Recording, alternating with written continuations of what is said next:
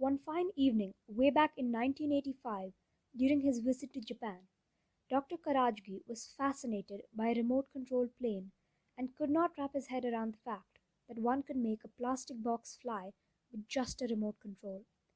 Beguiled by this, he purchased one of these remote controlled planes. Excitedly, he took his newly acquired toy to the park to test it out. He was accelerated by the toy plane.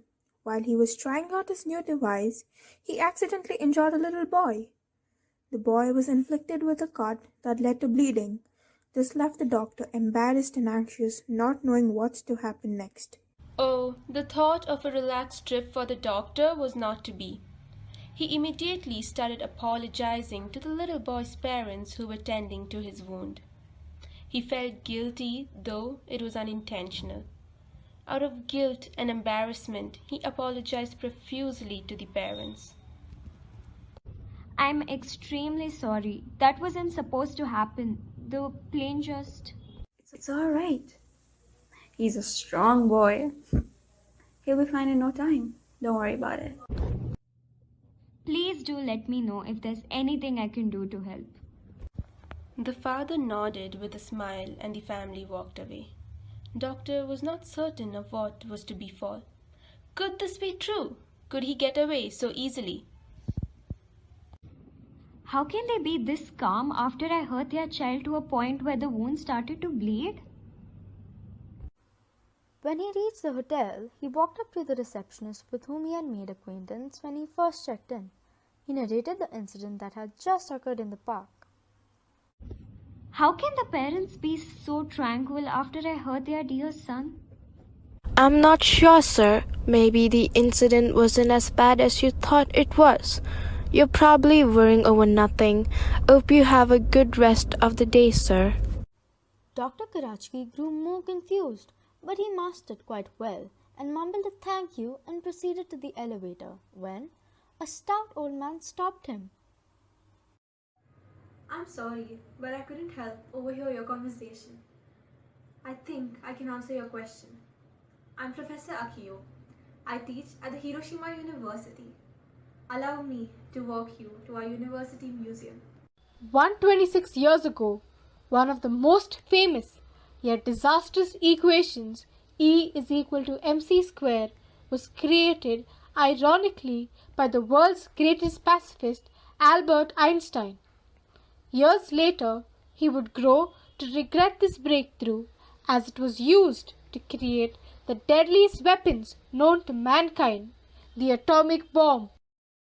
Physicist J. Robert Oppenheimer, the father of atomic bomb, watched from afar that morning as the bomb released a mushroom cloud 40,000 feet high. His description of that moment has since become famous. I remember the line from the Hindu scripture, the Bhagavad Gita, he said.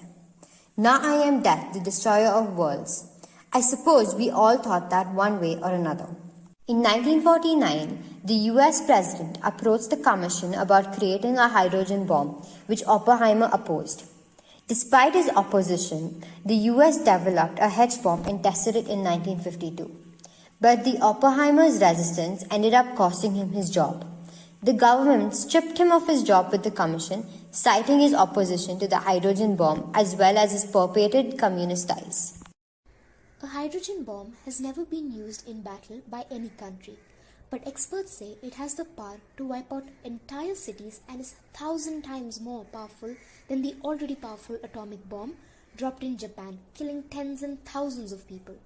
Therefore, we can use nuclear energy to serve humanity through means like nuclear bioplants instead of using it to destroy humanity through the means of bomb. The 20th century witnessed two world wars, the second one deadlier than the first. It caused mass destruction and death. It took countries years to recover. In order to stop the USA from supplying weapons to Britain, the Imperial Japanese Navy Air Service attacked Pearl Harbor, a peaceful place in the USA where the weapons were stored. The USA, in retaliation, bombed the cities of Hiroshima and Nagasaki. The plane dropped a bomb known as Little Boy by parachute at 8:15 in the morning, which exploded 2,000 feet above Hiroshima destroying 5 square miles of the city. The explosion immediately killed an estimated 80,000 people. Later on, tens and thousands of people died of radiation exposure. 3 days later, on August 9, 1945, a second B 29 bomber dropped a plutonium bomb called Fat Man at 11:02 in the morning on Nagasaki. This bomb was more powerful than the one used at Hiroshima, killing an estimated 40,000 people. The topography of Nagasaki, which was nestled in narrow valleys between mountains, reduced the bomb's effect, limiting the destruction to 2.6 square miles. Hiroshima, the primary military target with a population of about 318,000 people, was also the seventh largest city of Japan at the time. It served as the site of one of the largest military supply depots and the foremost military shipping point for troops and supplies, making it the ideal bombing target. Nagasaki, on the other hand, was not the initial target.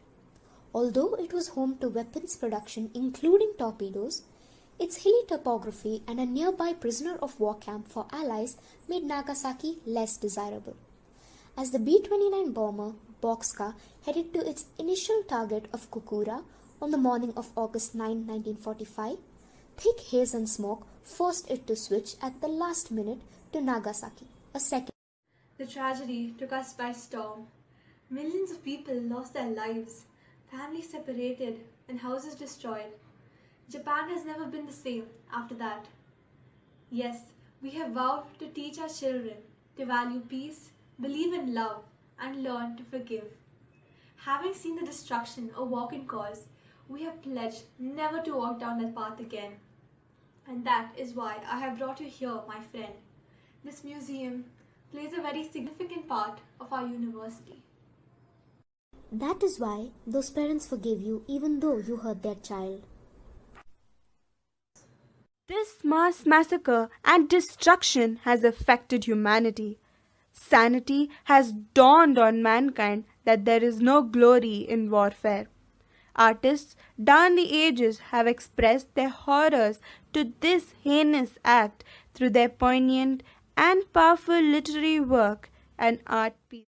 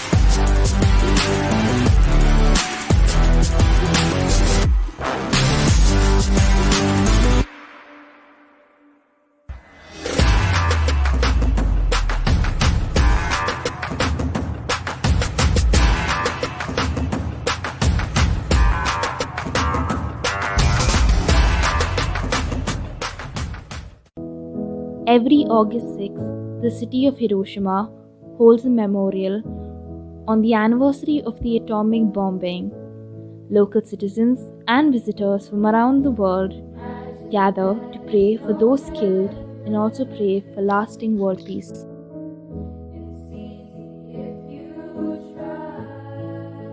This is called the Peace Message Lantern Floating Ceremony. Anyone is welcome to write messages, and this is set afloat on the Motoyasu River, which flows quietly past the atomic bomb dome. Imagine all the people living